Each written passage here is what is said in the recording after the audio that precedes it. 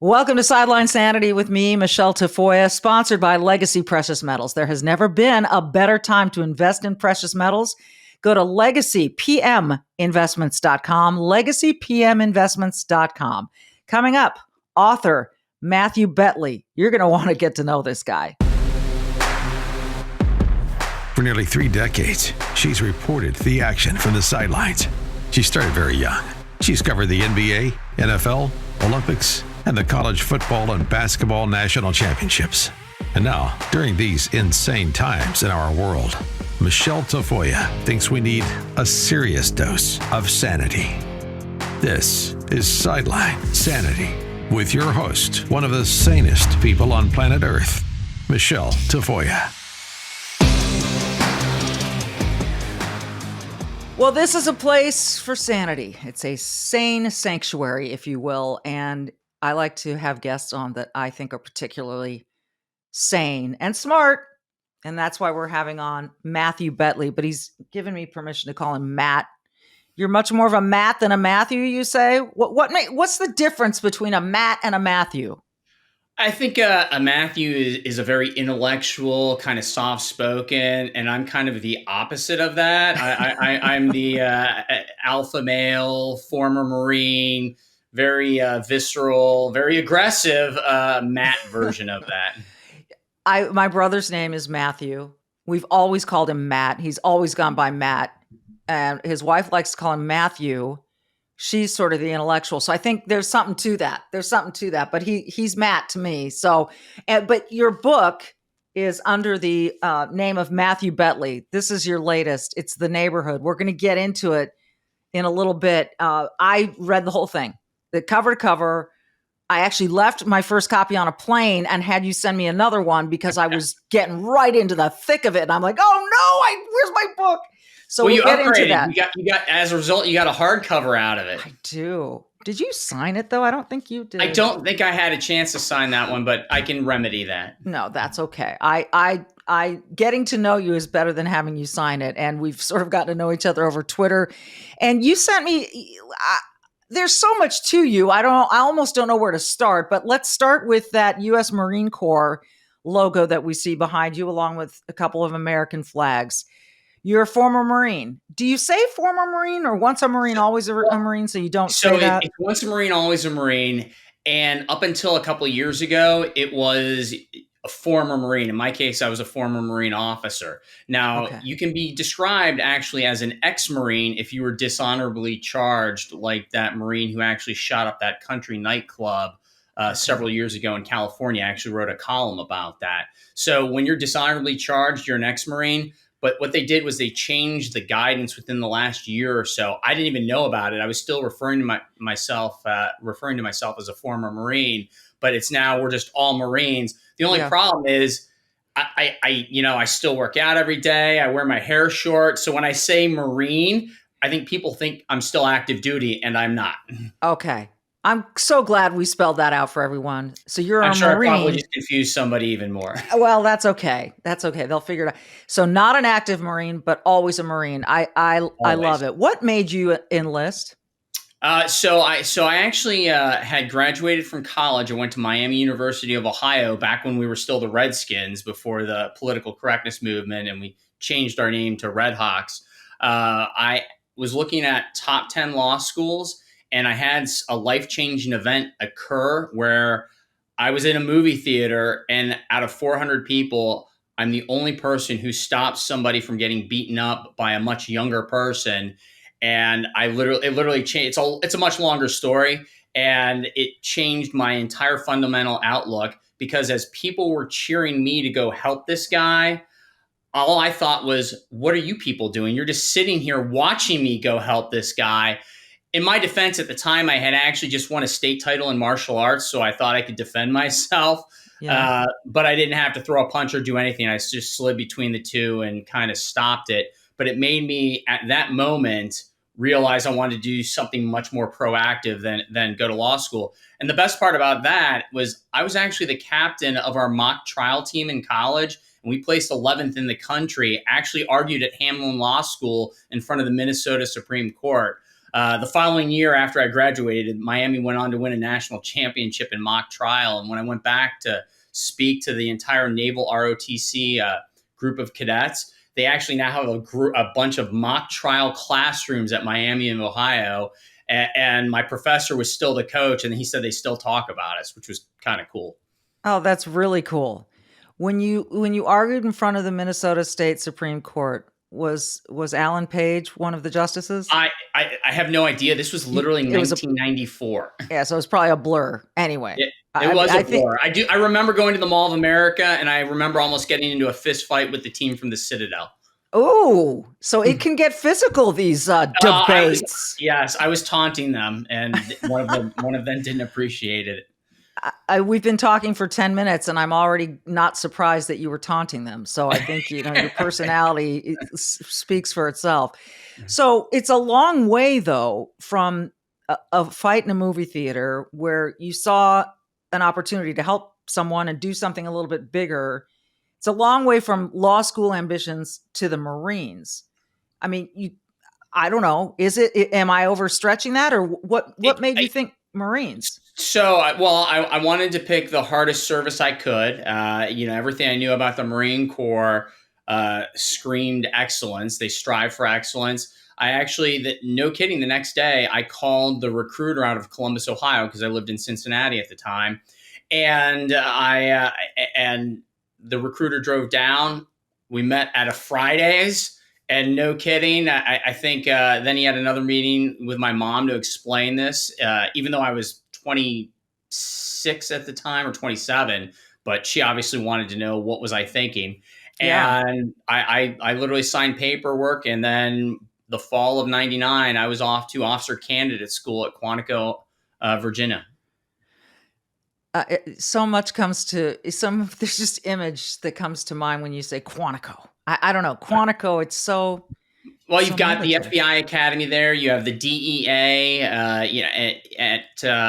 You do 10 weeks of officer candidate school on what's called the main side of Quantico. Then you go to the other side and you do 6 months at the basic officer course, and you train on some of the FBI facilities, Hogan's Alley, which is that little miniature version of a city they have there. Right. You do a lot of urban combat training. And then I actually went to a scout sniper school there, and then the legendary infantry officer course. I was actually at Quantico for almost an entire year before I even went out into what they call the Fleet Marine Force.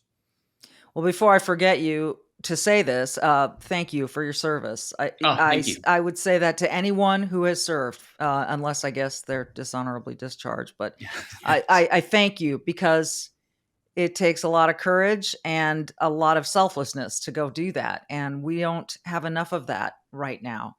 And speaking of that, we have seen the recruitment numbers drop, I think across all 4, maybe. Am I missing one? Is someone going to get mad at me if am I supposed to say Coast 5? Guard. I mean, the Coast Guard's yeah. kind of, yeah. So, I'm sorry, Coast Guard. 5. Why do you think? I've heard, Joey Jones say why he thinks it's down. What's your take? I think it's this bit. I think the focus is on the wrong thing. People don't want to hear this, but when you're in the military, at least in the Marine Corps, your focus is on killing people and blowing things up. And if you're not doing those things, you're either training or supporting units that do it. That's the mindset I had for 10 years. I mean, it's why I write violent geopolitical action thrillers for a living. But along with that comes a sense of camaraderie, esprit de corps, purpose, focus, discipline. All the problems I've had in my life, if I didn't have the Marine Corps and the sense of discipline that it injected into the core of my character, I wouldn't be here today. But I think the military under this administration has lost that focus. I still, one of my best friends is a Marine Corps colonel. I talk to plenty of people in the military, and we have lost that purpose of what the military is supposed to be. You look at all the political correctness being injected, the focus on diversity and inclusion. I always say that in the Marine Corps, I didn't care what color you were, because we all bleed the same color. That's it. And what you do defines who you are, not what you look like, not what you necessarily even believe. None of that matters when it comes down to it. But under today's military, they make it seem like that's all that matters. Is your identity? Yeah, and it's the wrong focus. And I guarantee you, our enemies are just laughing and mocking us. That's a concern for sure. And you're right. It doesn't have to do with the individual. It has to do with the what the purpose of the Corps is all about, what the purpose of the armed services is all about. Your individuality, you give that up to an extent when you're on duty, right? Because it's not about you. Absolutely. I know I've seen a lot of people on social media over the last few years say, "Wait a second, that's not a constitutional right." Well, guess what? When you swear an oath to the Republic and the Constitution, you kind of give up your constitutional rights because you have to do what the military tells you to do. There's a reason why they say when I was active duty, when the country was much less politically divisive, there's a reason why. Hey, don't give your political opinion on something because as a Marine Corps officer, it doesn't matter. Yeah. Yeah. Things have changed. Oh Well, yeah, our senior leaders have changed, and our senior leaders have failed us, and they can continue to fail everyone pretty much on a daily basis. That's why how I far wrote that. back does that go in your opinion? I mean, we're just talking about this administration, the previous No, I administration? honestly, it's really funny when I wrote that piece past weekend in regard to the PACT Act finally being passed. Your listeners may not know, but I have permanent lung damage from toxic exposure to burn pits from my tour in Fallujah from 2006 to 2007. And, I wrote a series of columns. I battled the VA for 15 months publicly. I've been an advocate for that issue for 4 years, but they've been aware of that since 2004. That actual burn pit issue has been on their radar since 2004.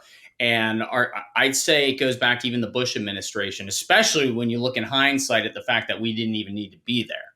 The problem is they send men and women to go do this job, often at the peril and loss of their own lives, and then they fail to take care of them when they come back.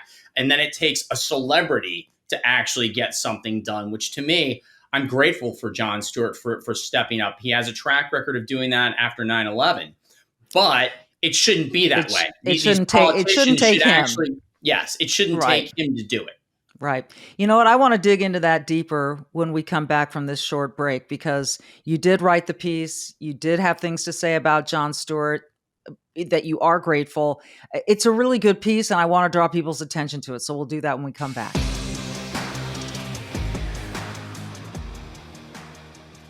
Well, folks, since November of last year, the stock market has plummeted, but gold has been on the rise. Gas prices are a joke. The stock market has been extremely volatile. Inflation is the worst it's been in 4 decades, and there's this war between Russia and Ukraine. You know the rest. The markets don't like instability. But the good news is you have options. Gold prices are rising as investors turn to gold for protection. Gold provides a hedge against inflation and protects against a weakening dollar. Legacy Precious Metals is the only company I turn to for investing in gold and silver. You need an investment that's going to protect your wealth and your retirement. Call Legacy Precious Metals today. You want to be proactive while there's still time. Remember 2008? Those who invested in gold saw huge gains, while others lost their retirements. Legacy Precious Metals can advise you on all your options for investing in gold and silver. You can speak to an IRA expert at Legacy Precious Metals at 866-528-1903, 866-528-1903, or download their free investor's guide at legacypminvestments.com, legacypminvestments.com. Back with Matt Betley. Don't be confused if you go to buy his book. It's under Matthew Betley. The Neighborhood. It's really good. It's really good. We're going to talk about that in a second because I have a couple of interesting questions about that book. But you wrote for Town Hall an opinion piece entitled War, Burn Pits, Resentment, and Grace, A Natural Imbalance. It's a really good piece if people want to check it out. I will repost it on all of my channels. It was from August 7th, and it was after the PACT Act was passed. So, again, you have permanent lung damage. What do you experience on a daily basis? It actually started, no kidding, a month after I returned from Fallujah in 2007. I was at the time, I was a 35-year-old, supremely fit, like shredded, jacked 35-year-old Marine captain. A month after redeploying home, I started getting sick. I got sick for the first time where I was out for 2 weeks and I started coughing up phlegm. And I was like, what's going on? Over the next 2.5 years, it got progressively worse. I underwent all this testing.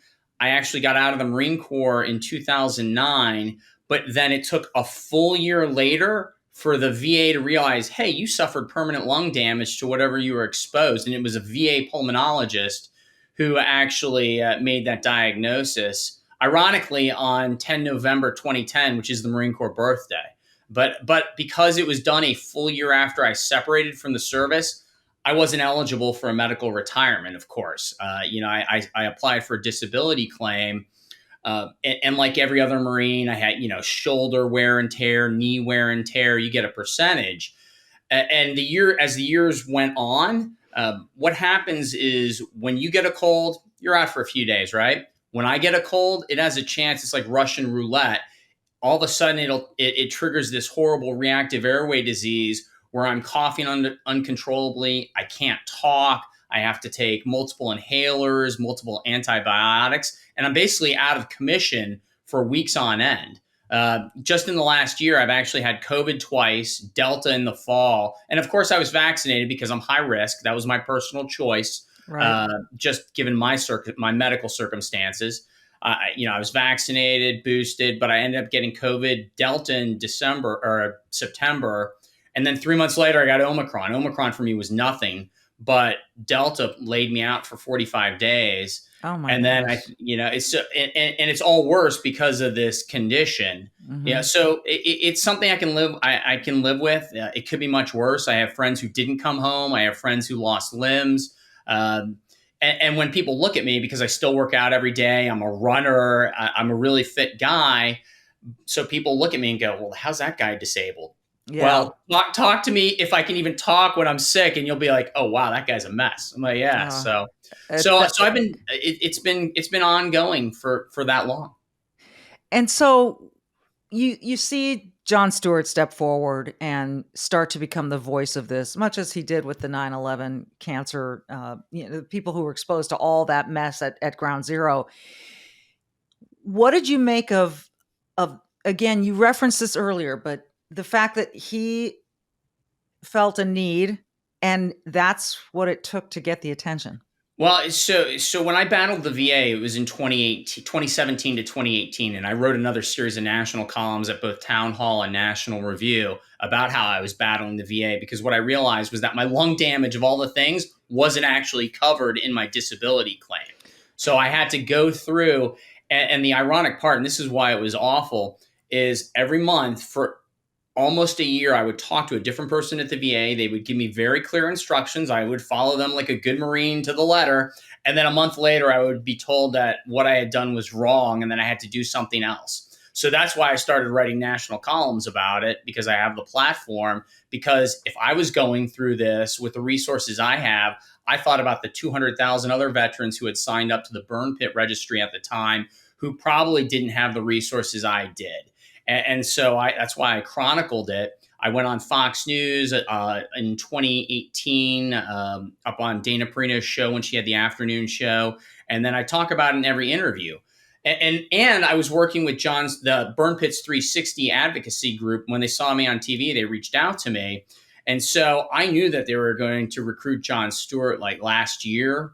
Okay. Maybe a year and a half ago, or maybe it's even been 2 years, because the pandemic time frame gets a little warped when you think about it. Mm-hmm. But it's crazy. I'm glad that he stepped up, and I knew as soon as I heard that he would be involved that it would actually get resolved. Yeah. But the fact that our politicians and our leaders are so corrupt, their priorities are so self-centered, that it took Jon Stewart to get something to be passed, it's unconscionable. But that's No, it is. why I mean the system is broken when it comes to taking care of your average American or the people in the military that actually serve this country. It's just a fact. Well, it is, and we've seen it again and again, and people claim to be fixing it. Uh, look, there's a lot of stuff that's broken right now. So I'm sure that when you see that the Senate passes this legislation that includes hiring 87,000 new IRS enforcers, your head must be about to explode. Yeah, well, the money given to Ukraine, which and by the way, Ukraine, what Russia is doing is unconscionable. It's horrific. But we're spending money in places when we're not taking care of things at home. And 87,000 new IRS agents. I just want someone to tell me what the definition of the middle class is, because in this economy, I don't feel like I'm wealthy or well off. I don't know many people who do, unless you're like super wealthy.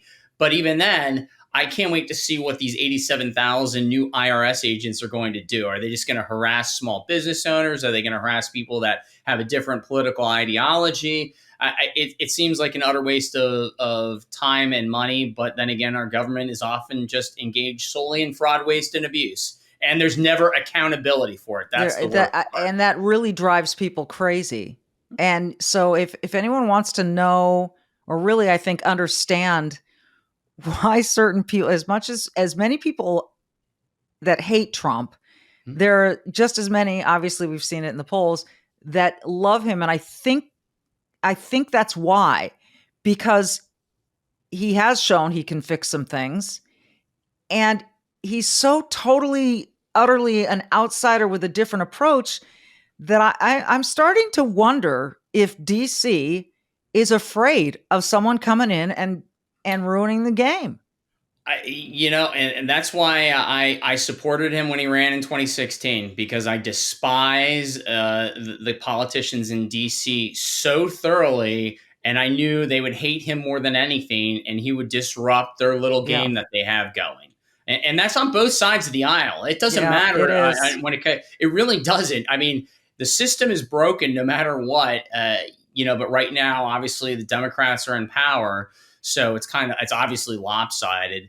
But I don't know it'll be interesting to see what happens in the midterms. I know what I think is going to happen, but we'll see how it plays out. Yeah. I'm still shocked about the raid on Mar-a-Lago. I cannot believe that happened, given what it's supposedly about. So, but you know what? If that's how they want to roll, okay. It'll be interesting to see when the other shoe drops. If things do change in November, what happens then? I think there's going to be a lot of people wanting payback. But this is an extraordinary. You and I are recording this the morning after Mar-a-Lago was raided. There are so many questions yet to be answered, but it is interesting to hear you say that. This is what I'm saying when I say there are a lot of systems broken. You and I could do a whole day on the FBI and some of the other elements that are out there that are not serving the proper purpose, I don't think. But that's for another day. I'm so enjoying this, and we've got to talk about your book. So we'll take one more quick break, and then we're going to talk about this book, which I've heard some whispers could turn into a movie. So stick around, folks. Hey, if you saw Uncle Tom, you want to see Uncle Tom too. It unveils the Marxist strategy of creating false racial tension between Americans. Its ultimate goals: obtaining power, destroying capitalism, and replacing God with government. Pre-order Uncle Tom 2 today on salemnow.com. Go to salemnow.com.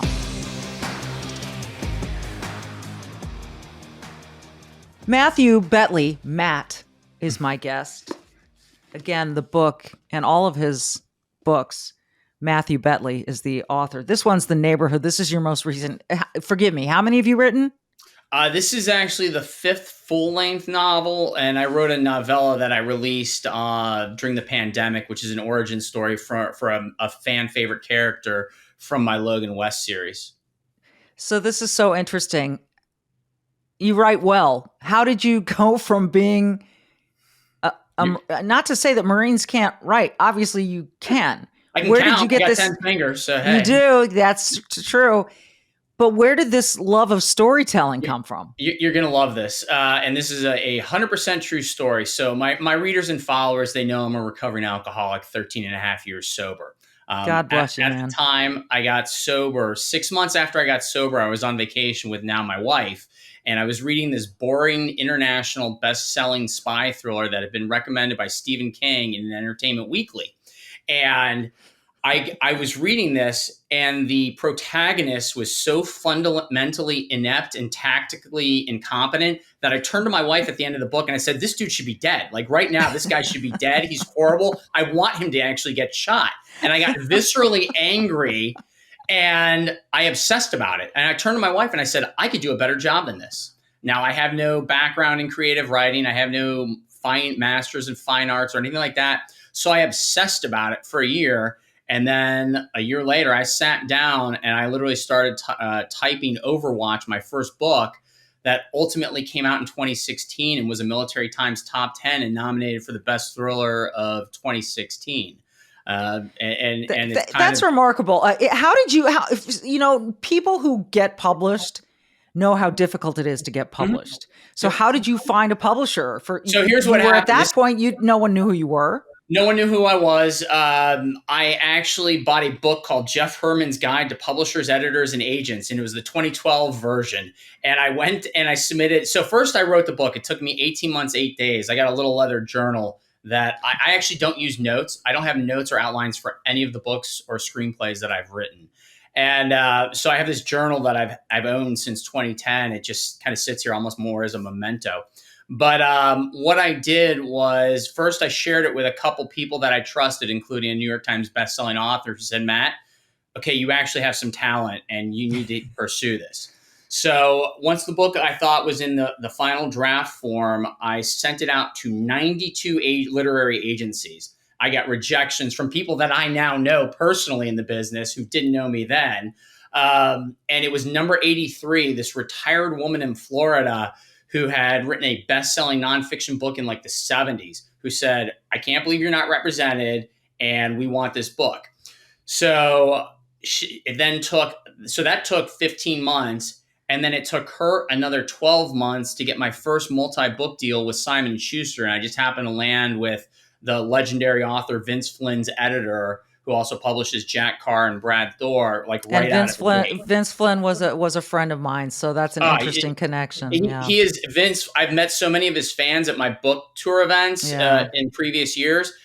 I have never heard a negative thing about that guy. I can tell you negative things about me. He was like the nicest person you could ever talk to, who was willing to help people like truly at his core. That's who he was, because there are not a lot of authors who might say they're nice, but I know for a fact that they're not. It's kind of it can be a backstabbing business, to be quite honest. Oh, I'm sure. Yeah. So my first 4 books came out with Simon & Schuster, and then I decided it was time for a change. And that's actually how we got here today with the Neighborhood. Okay.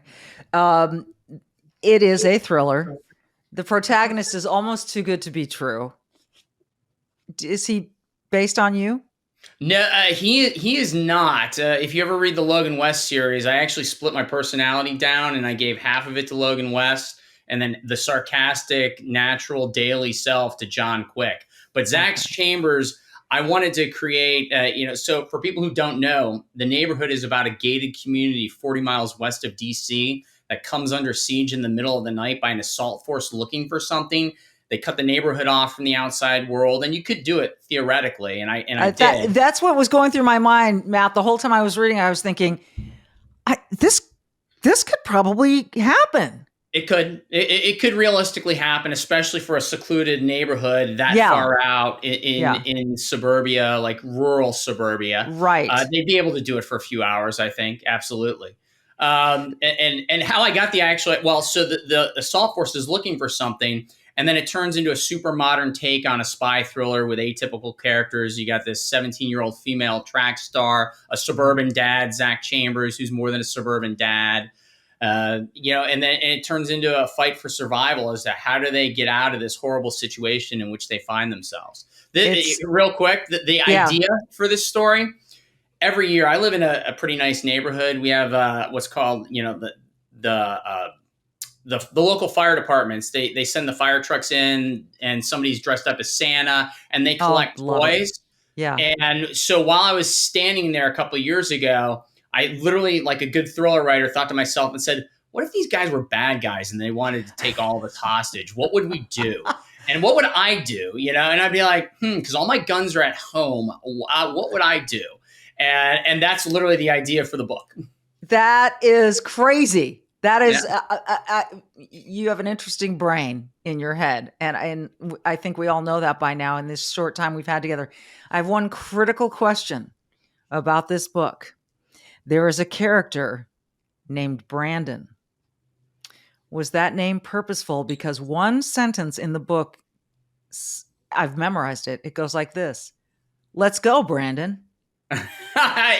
So I don't know, but it's very possible. But I may have actually added that during an edit. I don't know. One of my other books, my third one in the Logan West series, I actually describe that came out in 2018. I describe a fake news helicopter that's used to land on the Secret Service training facility to extract a bunch of bad guys who just killed the director of NSA on I-295. And I described the helicopter, though, as a fake news helicopter. And a reviewer caught that and called it out and said it was like the greatest line of the year. And I was like, because this was when Trump was calling everything fake news. Right. Yeah. That's why when I read this, I turned the page and it says, "Let's go, Brandon." I thought that was on purpose. But you're sitting here telling me maybe not. Now, if you liked ice cream, then I would say definitely. Yeah, I don't recall any ice cream in that scene. So, Matt Betley, I've been sitting here with this book for weeks, so I've Matthew in my mind, but I'm glad I get to call you Matt, just like I call my brother. The book is The Neighborhood. What are the odds it gets made into a film, Matt? It's actually really good. So I had a movie deal for my first book, Overwatch. It fell apart like things do in Hollywood. For the last 2 years, even before this book was bought by a publisher, we've had an A-list producer on board. We've got this rising star female action director on board.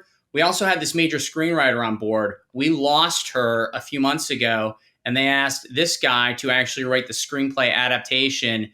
And we're in final revisions before we go back to the studio because the producer has what's called a first look deal, and the studio has actually already seen the book. So we also have other key elements. I'd say the odds are very good that this is going to get made. And so if you had your wish, your pie in the sky, who would play Zach? Oh, so I'm having these discussions with our director almost on a daily basis because we're getting close to that point. So I cannot answer that specifically because we're having this discussion, and I do not want to reveal the people that we are considering for that role, but there's some pretty big names on that list. I can't wait to see how this all shapes up.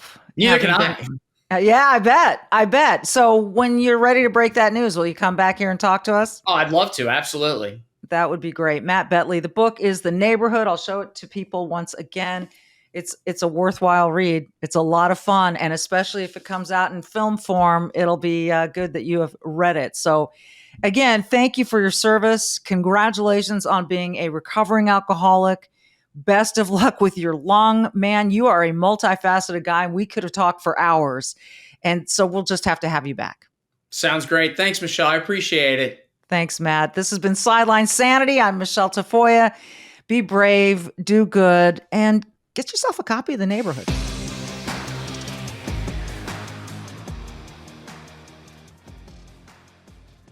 Well, we always appreciate it when Charles Thorngren can join the podcast and talk a little money and gold in particular with us. Gold and silver. And Charles, these are mad times. I mean, it's just really wacky.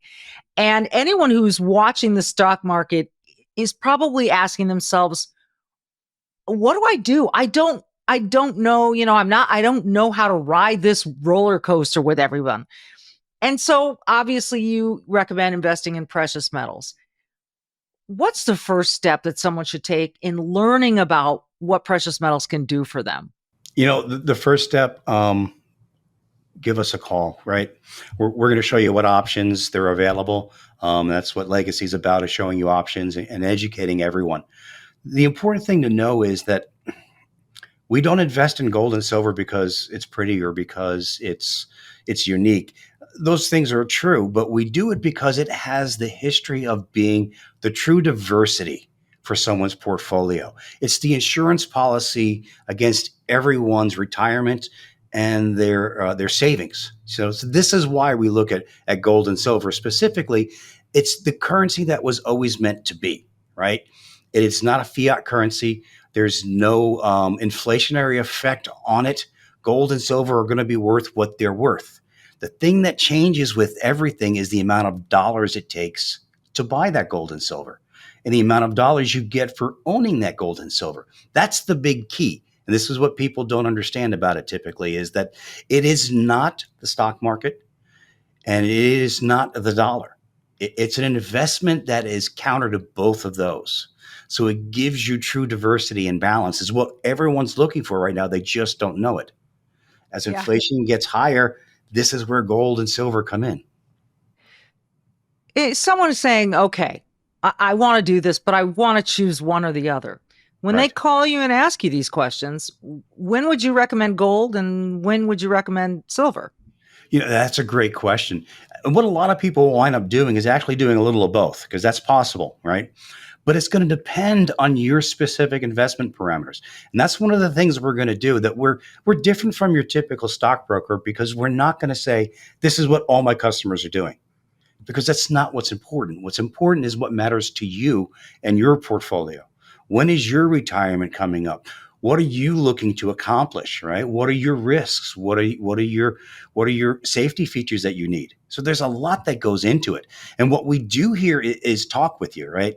Our big thing is to educate you so that you understand why you're doing it, as well as in what form and fashion, because that's important. It is important. And I think too that people probably think I'm a small investor. This is not for me. I can't afford to do this. I can't afford to do this at a level that will benefit me. To them, you would say what? I don't think you can afford not to. If you have money saved and you're not flush with cash, it's more important than ever for you to make sure that you put yourself in a protective situation, right? You have less to lose, so you should not lose it. It's really, it's not about how much money you have or don't have. It's about how much protection you need. And if you don't have a very large portfolio, then you probably need it more than the guy who does, because you can't afford that loss. And look at what the market's done over the course of the year. We are talking about a situation where the loss is extravagant and it's not done yet. This is why we look at precious metals to counter that. And lastly, Charles, for those who fear that a recession may already be here or is coming, what do you tell them about how in a recession this investment helps out? Great question. Couple answers there. We are in a recession, but the reality is it's not going to get bad for a few more months. Then it's really going to be bad. What we see happen next year is going to be devastating. Just think 2007, 2008, right? The troubles with 2008 happened in 2007. It just took time for it to hit the market in a real sense. And this is what we see. We have inflationary numbers that rival the 80s. That's something that's going to be dramatic. So when we look at this, we say, why do we want to do it? And that's exactly why. It helps because it's not the dollar and it's not the stock market, right? This is the safe haven investment. And if you look at long-term wisdom, that's what metals do. They give you a place to store your wealth without the effects of inflation, right? Inflation is good for your metals. The stock market correcting is good for your metals. A weak economy is better for your metals. So that's what it's meant to do. And that's why it has its place in the economy. We're talking about a worst case scenario right now, but even under the best of terms, the government tells you 2 to 3% inflation is a good thing. And at 2 or 3%, it doesn't sound bad, right? But over the course of your retirement and your lifetime investing, if you go 40 years, you've lost over 120% of value of your dollar by not having metals. So even in the best of times, there should be some in your portfolio. And during the worst, you really want to make sure you get a hold of somebody who can explain why and show you what options you have. Yeah, that's why we love to recommend Legacy Precious Metals on our show, Sideline Sanity. So the website is legacypminvestments.com, legacypminvestments.com. You can also go to the website and find the phone number to call, learn a whole lot more. It's just worth asking some questions, right? A quick phone call and getting more information about everyone's specific situation. Absolutely. We're a no pressure organization. Everyone who contacts us, they reach out to us. We share information. If it's right for you, great. If it's not, that's great too. Learning something never hurt anybody. No, that is true. And we're glad we had you on to learn something from you today, Charles Thorngren. Again, it's legacypminvestments.com. Please go check them out. Just ask some questions, learn a little something. Thank you so much, Charles. My pleasure. Thank you.